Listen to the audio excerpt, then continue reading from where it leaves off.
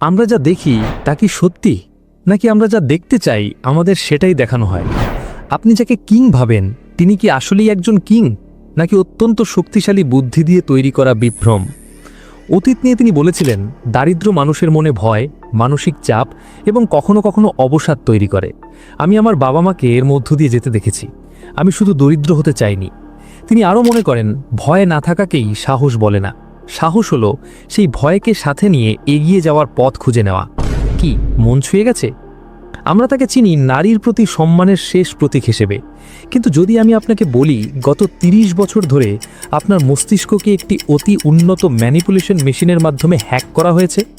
আজ আমরা কোনো সিনেমার গল্প বলবো না, আজ আমরা এমন এক সত্যের মুখোমুখি হব যা আপনার শৈশব, আপনার আদর্শ এবং আপনার প্রিয় সুপারস্টারকে চিরতরে আপনার চোখে বদলে দেবে।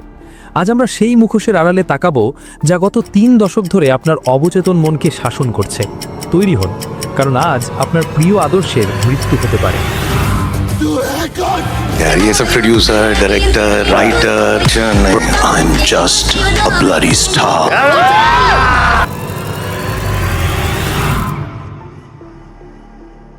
The last of the stars, the king of Bollywood. কিন্তু এই রাজমুকুটের নিচে লুকিয়ে আছে এক অন্ধকার গোলকধাঁধা, পিআর গেম, নেপোটিজম কানেকশন এবং এক পরিকল্পিত আউটসাইডার ইমেজ। ভারতের সবচেয়ে বড় পিআর ড্রামা, এক কাল্পনিক দারিদ্র্যের গল্প এবং এক নিষ্ঠুর ক্ষমতার রাজনীতির অন্ধকার আখ্যান। গল্পের শুরুটা আমাদের সবার মুখস্থ, দিল্লি থেকে আসা এক এতিম ছেলে, পকেটে মাত্র কটা টাকা। কিন্তু এই স্ক্রিপ্টটি কি শাহরুখের নিজের লেখা, নাকি কোনো টপ ক্লাস এজেন্সির? আপনি যাকে সেলফমেড ভাবেন তার পেছনে ছিল ভারতের সর্বোচ্চ ক্ষমতার আশীর্বাদ। মা লতিফ ফাতিমা ছিলেন ইন্দিরা গান্ধীর অত্যন্ত ঘনিষ্ঠ। নানা ছিলেন জেনারেল শাহনওয়াজ খান, একটি রাজনৈতিক স্তম্ভ। দিল্লির এনএসডিতে তার বাবা রাজ বব্বরের বন্ধু ছিলেন। দিলীপ কুমার তাকে নিজের উত্তরাধিকারী মনে করতেন। সমস্যাটা তার ধনী হওয়া নিয়ে নয়, সমস্যাটা হলো কেন একজন প্রভাবশালী আভিজাত্যের উত্তরাধিকারীকে ফকির সাজিয়ে আপনার সামনে পেশ করা হলো। কেন আমাদের অবচেতন মনে এই দারিদ্র্যের সিম্প্যাথি ইনজেকশনের মতো পুশ করা হলো? কারণ আমরা সাধারণ মানুষরা হিরোর চেয়ে হিরোর সংগ্রাম বেশি কিনি, আর শাহরুখ সেই পণ্যের নাম ছিল। একজন দক্ষ জাদুকর কখনো তার বাম হাতের খেলা দেখায় না যখন সে ডান হাত দিয়ে আপনার পকেট কাটছে। শাহরুখের ডাবল লাইফ বা দ্বৈত জীবন বুঝতে হলে আমাদের তাকাতে হবে সেই অন্ধকার অধ্যায়ে যা উইকিপিডিয়াকে মুছে ফেলার চেষ্টা করা হয়েছে। ২০১০ সাল, কিং খানের ড্রয়িং রুমে যখন আগুন জ্বলছিল, তখন স্ক্রিনে তিনি ছিলেন পারফেক্ট হাজব্যান্ড। প্রিয়াঙ্কা চোপড়াকে নিয়ে তার সেই গোপন উন্মাদনা কি নিছক পরকীয়া ছিল? না, এটি ছিল ক্ষমতার দম্ভ। যখন মায়া বিপন্ন হলো, তখন জাদুকর তার কালো জাদুর প্রয়োগ করলেন। কেন একজন উঠতি গ্লোবাল স্টারকে রাতারাতি বলিউড থেকে নির্বাসিত করা হলো? করণ জহর এবং গৌরী খানের সেই অভিজাত সম্প্রদায় কিভাবে একজন নারীর কেরিয়ারকে গলা টিপে হত্যা করল? আর সেই সময় আমাদের উইমেন রেসপেক্টার কিং খান কোথায় ছিলেন? তিনি তখন তার পিআর টিমকে দিয়ে ড্যামেজ কন্ট্রোল করাচ্ছিলেন। আমরা একে বলি উইট। তিনি যখন প্রকাশ্যে একজন নারীকে বলেন, আমি তোমাকে প্রেগনেন্ট করতে পারি, আমরা হাসি। তিনি যখন কাউকে জোর করে জড়িয়ে ধরেন, আমরা বলি রোম্যান্টিক। এটি হলো স্টকহোম সিনড্রোম। আমরা আমাদের শোষককে ভালোবাসতে শিখে গেছি। আপনি কি জানেন হ্যালো এফেক্ট কি? একটি আকর্ষণীয় চেহারার পেছনে যে কোনো শয়তানি ঢাকা পড়ে যায়। পাঠান বা জওয়ানের ১,০০০ কোটি টাকা কি কোনো সাফল্য, নাকি আপনার মস্তিষ্ককে নিয়ন্ত্রণ করার একটি final game? Corporate booking, fake hype আর সোশ্যাল মিডিয়া আর্মির মাধ্যমে আপনাকে বোঝানো হয়েছে যে বলিউড বিপদে, আর তাকে বাঁচানোর একমাত্র উপায় হলো এই অভিনেতার টিকিট কেনা। এই মায়ার নিচে চাপা পড়ে গেছে আসল সংগ্রাম। মনোজ বাজপেয়ী বা নওয়াজউদ্দিনদের মতো মানুষেরা যখন সত্যিকারের ঘাম ঝরায়, আমরা তাদের অবজ্ঞা করি, কারণ আমাদের চোখ অভ্যস্ত ওই জাঁকজমকপূর্ণ মিথ্যায়। আপনি যদি আজ এই সত্যটি গ্রহণ করতে ভয় পান, তবে আপনিও এই ধসা পড়া সিস্টেমের অংশ। আমরা যদি সত্যের চেয়ে গ্ল্যামারকে বেশি গুরুত্ব দিই, তবে ভবিষ্যতে কোনো প্রতিভা আর তার জায়গা পাবে না। শুধু তৈরি হবে আরও কিছু ব্র্যান্ডেড লায়ার। আপনার প্রিয় হিরোর নামে সমালোচনা সহ্য করা কঠিন, কিন্তু আয়নার সামনে দাঁড়িয়ে নিজের চোখকে জিজ্ঞাসা করবেন, আপনি কি শাহরুখকে চেনেন, নাকি আপনি তাকে চেনেন যা সে আপনাকে চিনিয়েছে? রাজমুকুটটি সোনার হতে পারে, কিন্তু সেই সিংহাসনের পায়াগুলো তৈরি হয়েছে হাজার হাজার মানুষের বিশ্বাস আর সত্যের লাশের ওপর।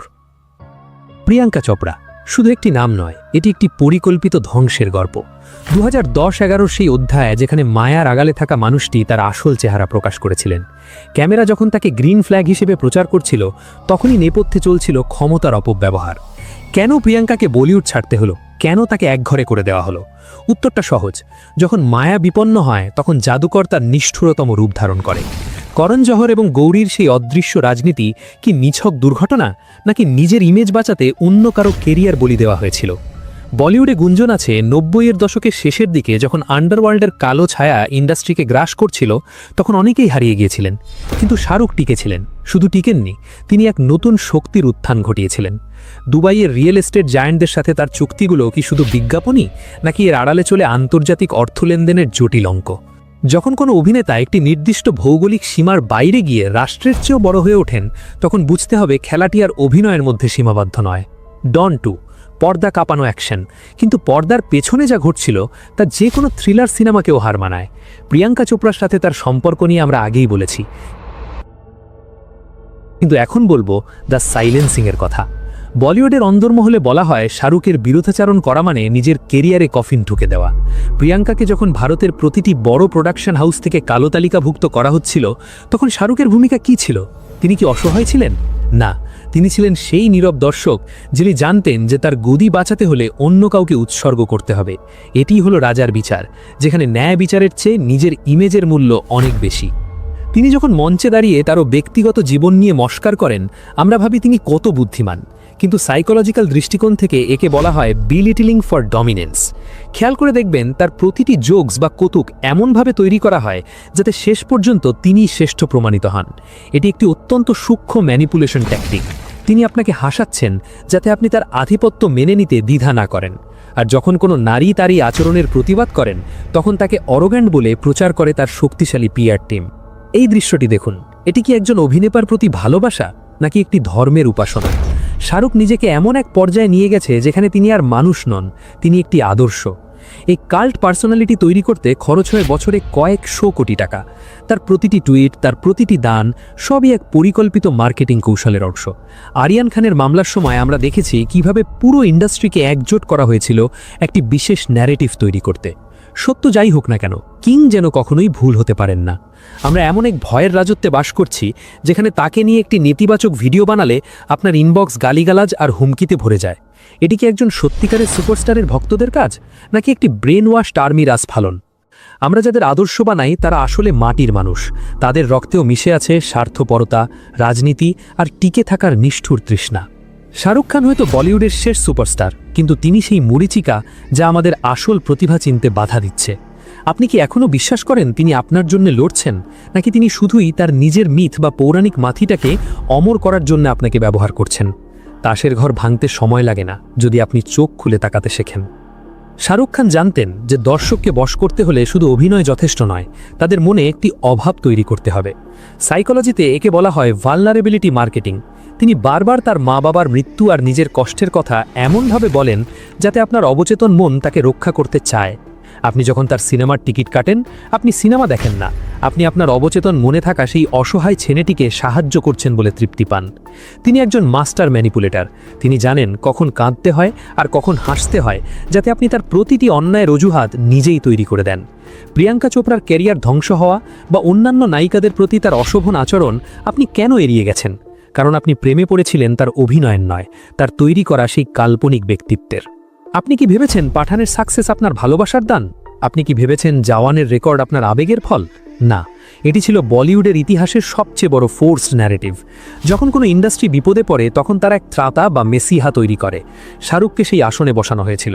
মিডিয়া, কর্পোরেট হাউস আর পিআর এজেন্সিগুলো একজোট হয়ে আপনার ফিডে এমনভাবে তথ্য পাঠিয়েছে যে আপনি বিশ্বাস করতে বাধ্য হয়েছেন যে শাহরুখকে সমর্থন করা মানেই বলিউডকে বাঁচানো। অথচ পেছনে শুধুই তাসের ঘর, ফেক বুকিং আর ইনফ্লেটেড নাম্বার। আপনি যখন থিয়েটারে বসে তালি দিচ্ছিলেন, তখন আপনার পকেট থেকে টাকা যাচ্ছিল এক বিশাল কর্পোরেট মেশিনের পেটে। শাহরুখ খান একজন অসাধারণ অভিনেতা, এতে কোনো সন্দেহ নেই, কিন্তু তিনি একজন অসাধারণ রাজনীতিবিদও। কিন্তু তিনি তার দর্শককে ব্যবহার করেছেন নিজের ঢালের হিসেবে। যখনই তার ওপর কোনো বিপদ এসেছে, তিনি তার ভক্তদের লেলিয়ে দিয়েছেন। এটি কি একজন রাজার কাজ? আসল ট্র্যাজেডি শাহরুখ নন, আসল ট্র্যাজেডি হলো আমাদের সেই অন্ধত্ব যা একজন মানুষকে সমালোচনার ঊর্ধ্বে নিয়ে যায়। আমরা যখন কাউকে প্রশ্ন করা বন্ধ করে দিই, তখনই মায়ার জন্ম হয়। ভিডিওটি শেষ হতে চলেছে। আপনি হয়তো এখন কমেন্ট বক্সে গিয়ে আমাকে খারাপ কথা লেখার জন্য টাইপ করা শুরু করেছেন, কিন্তু করার আগে একবার ভাবুন, কেন আপনি এত রাগান্বিত?